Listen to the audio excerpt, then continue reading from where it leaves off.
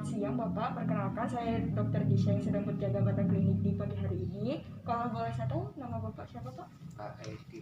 Pak Edi, umurnya berapa Pak? 52 tahun. 52 tahun. Iya Bapak, di sini saya ingin melakukan pemeriksaan terhadap jantung Bapak ya Pak. Tujuannya untuk memeriksa apakah jantung Bapak berjalan secara normal ataupun ada gangguan pada jantung Bapak. Untuk melakukan pemeriksaan ini mungkin sedikit tidak enak Pak, tidak berkenan karena saya akan melakukan pemeriksaan pada bagian dada jantung Bapak dan nanti akan dilakukan pembukaan baju pada pemeriksaannya. Nah untuk itu apakah Bapak sendiri setuju Pak? Ya, setuju. Baik. Silakan Pak berbaring. Ya.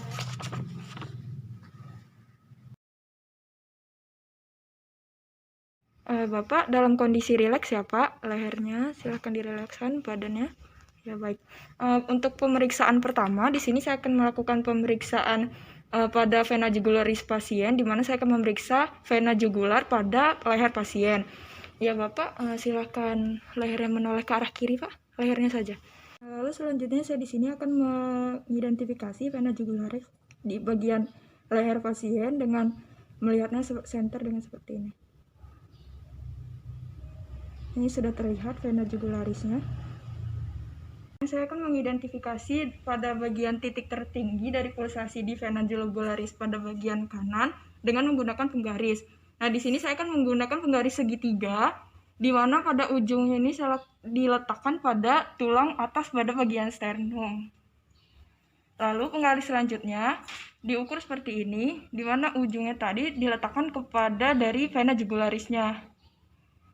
Seperti ini. Lalu diukur berapakah jarak pulsasi dari jugularis tersebut.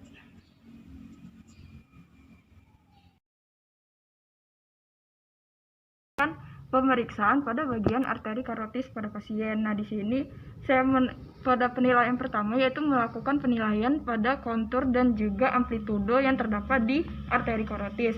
Dengan pertama saya itu melakukan inspeksi pada bagian leher pasien, lalu untuk selanjutnya yaitu mencari dari impulsasi dan arteri karotisnya. Di sini saya menggunakan jari telunjuk dan juga jari tengah untuk merasakan denyut dari arteri karotis. Lalu selanjutnya akan memeriksa pada arteri bagian kiri.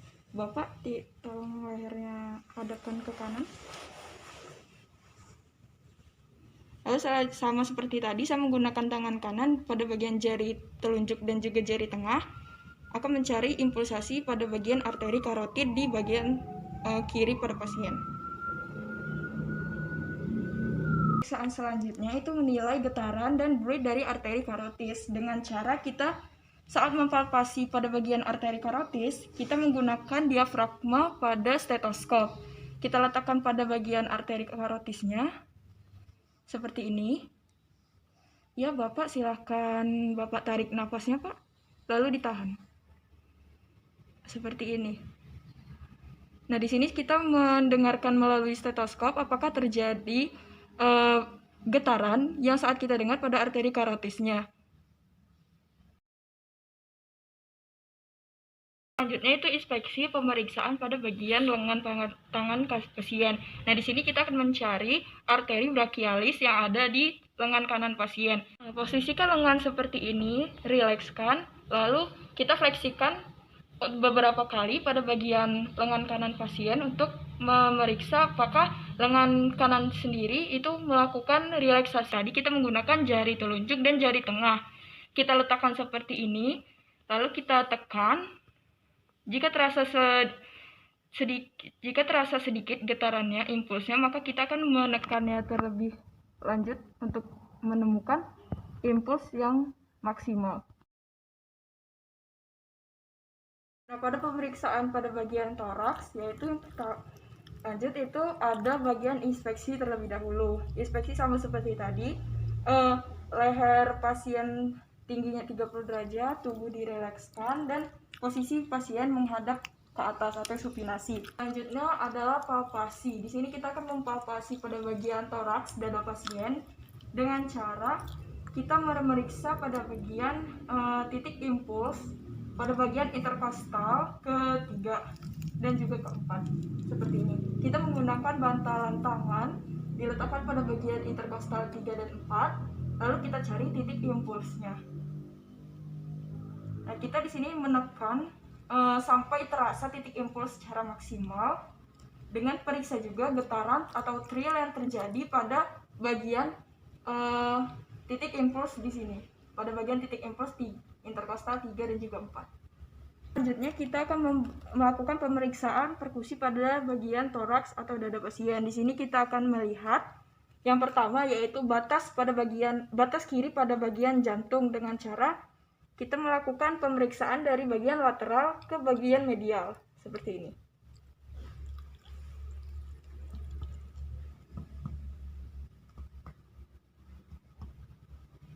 Selanjutnya melakukan pemeriksaan batas kanan jantung, di mana batas kanan itu terdapat pada bagian linea sternalis kanan, lebih tepatnya pada bagian sini. Di sini kita akan memeriksa dari bagian atas ke bagian bawah dari dada kanan pada pasien. Kita melakukan pemeriksaan seperti ini.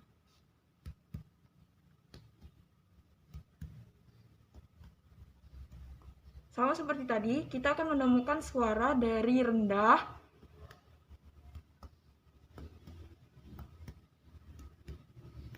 ke tinggi.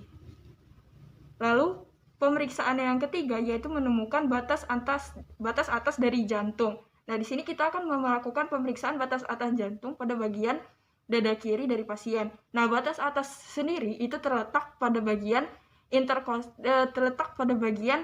interkostal kedua dari dada pasien. Lebih tepatnya interkostal kedua yaitu di sini. Di sini merupakan batas atas dari jantung. Di sini kita akan mencari katup pulmoner, di mana katup pulmoner sendiri itu terdapat pada bagian interkostal kedua dari linea parasternalis kiri. Di sini.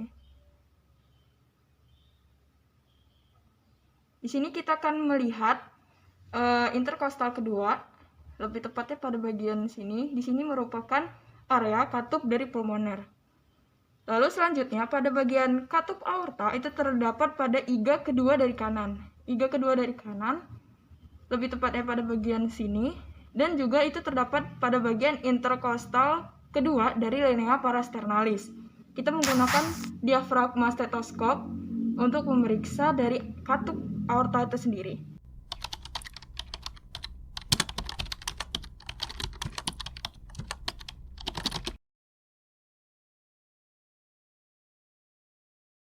Bunyi jantung S1 umumnya memiliki frekuensi medium hingga tinggi.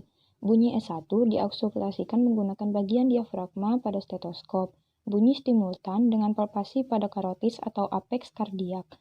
Bunyi jantung S1 lebih dalam dan panjang dibandingkan dengan bunyi jantung kedua atau S2. Lalu yang kedua itu ada bunyi jantung S2. Dia itu memiliki frekuensi tinggi dengan durasi kurang lebih 0,11 detik. S2 memiliki dua komponen, yaitu penutup pada katup aorta dan juga pulmonal.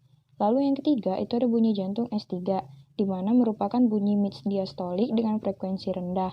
Dikarenakan fase cepat pengisian ventrikel, bunyi S3 paling baik didengarkan dengan menggunakan bel pada stetoskop. Lalu yang keempat bunyi jantung S4 itu merupakan bunyi dengan frekuensi rendah yang terdengar pada akhir di fase diastolik atau fase presistolik pada saat kontraksi di bagian atrium. Bunyi S4 itu paling baik didengar dengan menggunakan bagian bel pada stetoskop. Untuk pada normalnya murmur itu bunyi jantung S1 dan juga bunyi jantung S2.